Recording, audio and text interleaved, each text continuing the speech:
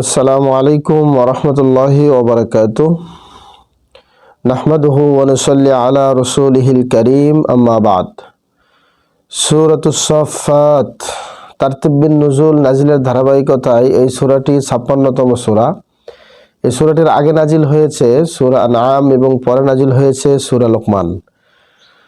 বর্তমান কোরআন মাজিদের বিন্যাস অনুযায়ী এটি ৩৭তম সূরা। এর আগে আছে সূরা ইয়াসিন, পরে আছে সূরা সুয়াত। এই সূরাটিতে আয়াত আছে ১৮২টি। সূরাটিকে আমরা মাক্কি বলি কারণ মাক্কি যুগের মাঝামাঝি সময় সূরাটি নাজিল হয়েছে। এই সূরাটির নাম যে সফফাত, তার একটা কারণ হলো সফফাত শব্দের অর্থ সুবিন্যস্ত বা সারিবদ্ধ। ১ নম্বর আয়াতে ব্যবহৃত এই শব্দটি থেকে এই সূরার নাম রাখা হয়েছে সূরা সফফাত। মেজর থিম হলো ৩টি। ১, আল্লাহর সৃষ্টি, ফেরেশতাদের কিছু দায়িত্ব। ২, বিচার দিবস, জান্নাতি ও জাহান্নামীদের অবস্থা। ৩, কাফিরদের উপলব্ধি, কাফিরদের একে অন্যকে দোষারোপ করা। এই সূরাটির সারনজুল হলো ১, ইব্রাহিম আলাইহিস সালাতু ওয়াস সালাম এক রাতে স্বপ্ন দেখলেন তার সবচেয়ে আদরের ছেলে ইসমাইলকে তিনি কুরবানি দিচ্ছেন। তো নবীদের স্বপ্ন তো আর সাধারণ স্বপ্নের মতো না। তিনি বুঝতে পারলেন আল্লাহ সত্যি ইসমাইলকে কুরবানি দিতে বলছেন। ছেলেকে বিষয়টা জানালে সে বলল, বাবা, আল্লাহ আপনাকে যে আদেশ দিয়েছেন আপনি তা পালন করুন, আমাকে ধৈর্যশীল পাবেন ইনশাআল্লাহ। তো মাক্কি যুগে কাফিরদের অত্যাচার দিন দিন যখন বেড়েই চলছে, এত কষ্ট সইতে না পেরে বহু মুসলিম বাধ্য হয়ে দেশ ছেড়েছেন। এই সূরার মাধ্যমে আল্লাহ কাফিরদেরকে সতর্ক করেছেন। তবে সবচেয়ে বড় মেসেজটা এসেছে মুমিনদের জন্য। শেষ হাসিটা যে মুমিনরাই হাসবে সেটি আল্লাহ তাআলা স্পষ্ট করে দিয়েছেন। আর এজন্য মুমিনদের উচিত ধৈর্য ধরা। মুমিনকে সেই রক্ত থেকে এসেছে, মুমিনরা সেই রক্ত থেকে এসেছে যাদের পিতা আল্লাহর এক ইশারাতেই নিজ ছেলের গলায় ছুরি চালাতে সংকোচ করেননি। মুমিনরা ভীরু বা কাপুরুষ নয়, জানের মায়া করে ঘরে বসে থাকা মুমিনের স্বভাব নয়, বরং সকল অত্যাচার সহ্য করার এবং প্রয়োজনে পাল্টা হামলা চালাবার শক্তিও এই মুসলিম জাতির আছে। এমন জানবাজ মুমিনদের জন্য সুসংবাদ তো থাকবেই। আর এই সুসংবাদ থাকবে, এই সুসংবাদ বাস্তবে ধরা দেয় মক্কা বিজয়ের মধ্য দিয়ে। মুমিনদের মনোবল বাড়ানোর জন্যই আল্লাহ তাআলা এই সূরাটি নাজিল করেছেন। এই বিষয়ে রুহুল মাআনি ১২ নম্বর খণ্ড ৬৩ নম্বর পৃষ্ঠায় এবং তাফহিমুল কোরআনের ১৩ নম্বর খণ্ড ৩৭ নম্বর পৃষ্ঠায় এই বিষয়ে বিস্তারিত আলোচনা আছে। এবার আমরা জানব সূরাতুস সাফফাতের আরেকটি বিষয়, সেটি হলো সেগমেন্ট হলো ৩টি: তাওহীদ, ২ মুক্তি, ৩ বিজয়। আর এই সূরার ফজিলত আমরা ২টি হাদিসে দেখতে পাই। একটা হচ্ছে সুনানে নাসাই, হাদিসটি হাসান।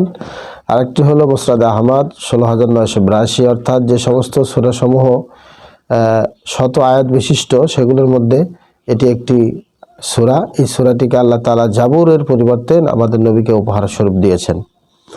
আর দ্বিতীয় আরেকটি যেটা নাসাইতে এসেছে ৮২৬ নম্বর হাদিস, হাদিসটি হাসান। আব্দুল্লাহ ইবনে ওমর রাদিয়াল্লাহু তাআলা আনহু বলেন যে আল্লাহ রাসূল সাল্লাল্লাহু আলাইহি ওয়াসাল্লাম বেশি সময় না দিয়ে সংক্ষেপে নামাজ আদায় করার নির্দেশ দিতেন। আমাদেরকে সাথে নিয়ে নামাজ আদায়ের সময় সূরা সাফফাত তিনি আদায় করতেন, তেলাওয়াত করতেন। তো এই দুটি ছিল এই সূরার ফজিলত। এই সূরার কজ অ্যান্ড ইফেক্ট হলো জীবনের উদ্দেশ্যের ব্যাপারে সংশয় ও সন্দেহমুক্ত থাকতে হবে, নইলে ভালো কথা ও উপদেশ গ্রহণ করা সম্ভব হবে না। চূড়ান্ত একটি কথা। সেন্ট্রাল থিম হলো তাওহীদের বিজয়, অর্থাৎ তাওহীদকে যারা আঁকড়ে ধরবে তারাই হাসবে শেষ হাসি। গতিপথ হলো ৪টি, যেমন কিছু গ্রহণ ও বর্জন। সূরার শুরুর দিকেই তাওহীদের বাণীকে উচ্চকিত করা হয় আর সকল ধরনের শিরক থেকে বেরিয়ে আসবার আহ্বান জানানো হয়। ২, নিরন্তর লড়াই ও বিজয়। ৩, ২টি বিপরীত ধর্মী চিত্র। ৪, মিথ্যা উপাস্যদের পরাজয় ও তাওহীদের বিজয়। এবার আমরা জানবো এই সূরাটির ওভারভিউ। ১ থেকে ১০ নম্বর আয়াতে আল্লাহর একত্বের ঘোষণা দেওয়া হয়েছে। ১১ থেকে ৩৯ নম্বর আয়াতে পরকালকে মুশরিকরা অবিশ্বাস করে, পরিণামে বিচার দিবসে তারা চরম শাস্তি পাবে। ৪১ থেকে ৫১ নম্বর আয়াতে জান্নাতের নিয়ামত সমূহের বর্ণনা এসেছে। জান্নাতীরা দুনিয়ায় অবিশ্বাসী সঙ্গীদের ব্যাপারে বেহেশতে স্মৃতিচারণ করবে। ৫২ থেকে ৫৫ নম্বর আয়াতে কিয়ামতকে মিথ্যা মনে করে অবিশ্বাসীরা দুনিয়াতে যা যা বলতো তাদের সেসব কথা তুলে ধরা হয়েছে। 56 থেকে 61 নম্বর আয়াতে আল্লাহর প্রতি মুমিনদের কৃতজ্ঞতা প্রকাশের ব্যাপারটিকে তুলে ধরা হয়েছে। 62 থেকে 74 নম্বর আয়াতে জাহান্নামে জালিমদেরকে দেওয়া হবে এরকম কিছু শাস্তির বর্ণনা দেওয়া হয়েছে। 75 থেকে 132 নম্বর আয়াতে মহাপ্লাবন হতে নূহ আলাইহিস সালাম তার অনুসারীদেরকে আল্লাহর নিরাপত্তা, ইব্রাহিম, মূসা, হারুন এবং ইলিয়াস আলাইহিমুস সালাতু ওয়াস সালামের ঘটনাসমূহের বর্ণনা। 133 থেকে 48 নম্বর আয়াত পর্যন্ত লূত ও ইউনুস আলাইহিস সালাতু ওয়াস সালামের কাহিনী, শিক্ষা ও পরিণতি কি এ বিষয়ে আলোকপাত করা হয়েছে। 149 থেকে 170 নম্বর আয়াতে মুশরিকদের ভ্রান্ত বিশ্বাস ও সেগুলোর খণ্ডন ও শেষ পরিণাম। সর্বশেষ 171 থেকে 182 নম্বর আয়াতে আল্লাহর বাহিনী একমাত্র বিজয়ী, অন্য কেউ নয়। এবার আমরা জানব সূরাতুস সাফফাতের কেস স্টাডি। কেস স্টাডি হলো এই সূরার একটা আয়াত আছে, সে আয়াত নম্বর হলো 113 নম্বর আয়াত। সেখানে আল্লাহ তাআলা বলেন, আর ইব্রাহিম আলাইহিস সালাতু ওয়াস সালাম, অর্থাৎ আল্লাহ বলেছেন যে অর্থাৎ ইব্রাহিম আলাইহিস সালাম এবং ইসহাকের ওপর করুণা বর্ষণ করি।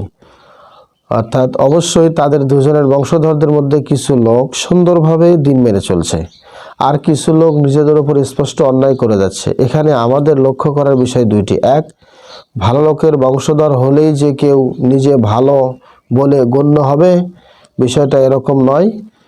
আর দুই, বংশধরদের কারো অন্যায়ের দরুন পূর্বপুরুষের মহত্ব কমে না, যেমনটা কমেনি ইব্রাহিম আলাইহিস সালাম বা ইসহাক আলাইহিস সালাতু ওয়াস সালামের। এই আয়াতটা নিয়ে একটু গভীরে গিয়ে আমাদের চিন্তা করার দরকার। পূর্বপুরুষদের মধ্যে কেউ কেউ সত্যিকারে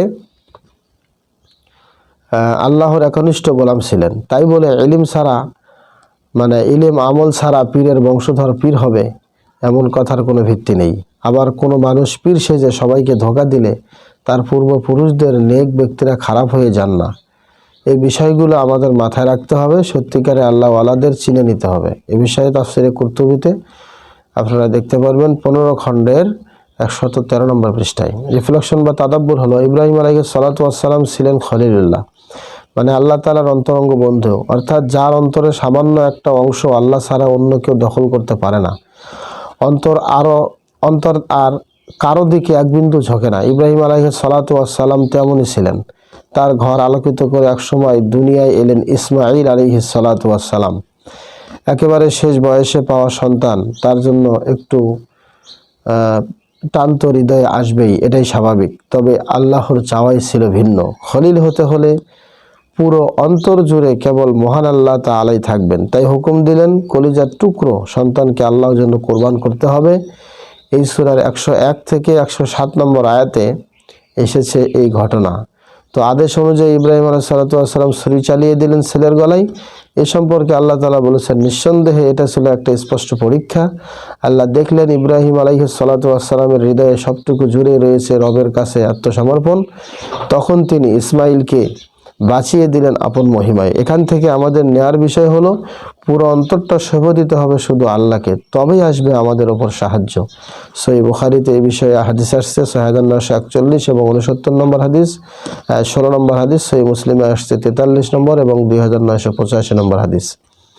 তো কোরআনের অনেক আয়াতেই দেখা যায় জান্নাতীদের একটি কাজ হবে মুখোমুখি বসে একে অপরের সঙ্গে আলাপ করা। এই সূরার 50 নম্বর আয়াতেও তা উল্লেখ করা হয়েছে। আমাদের জানা কথা, জ্ঞানীরা জ্ঞান নিয়ে আলোচনা করতে পছন্দ করেন। জান্নাতেও এই ব্যবস্থা থাকবে। সেখানে বিভিন্ন বিষয়ে আলাপ উঠবে, নতুন নতুন জ্ঞানের দিগন্ত উন্মুক্ত হবে, অজানা সব রহস্য উন্মোচিত হবে যা কেউ কোনোদিন জানেনি। তাতে এমন প্রশান্তি অনুভূত হবে যা ভাষায় ব্যক্ত করার মতো সাধ্য কারো নেই। আর এই বিষয়টি তিনি বেশ কয়েক জায়গায় আমাদেরকে জানিয়েছেন, যেন আখিরাতের কাজ করতে গিয়ে দুনিয়ার বেড়া টপকানো আমাদের জন্য সহজ হয়। দুনিয়ায় যেন আমরা গিলে না ফেলে আমাদের সবটুকু সময়, দুনিয়া যেন আমাদেরকে কোনোভাবেই নস্যাৎ করতে না পারে। এই ছিল সূরা আস-সাফফাতের বিষয়ে আমাদের কিছু কথা। আল্লাহ পাক আমাদেরকে আমল করার তৌফিক দান করুক। আমিন।